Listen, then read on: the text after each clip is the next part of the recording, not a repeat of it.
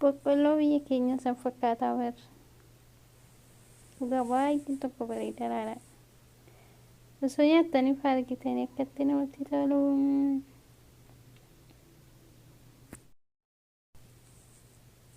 Kottaa nyaadhaa asheeta boqqolloo.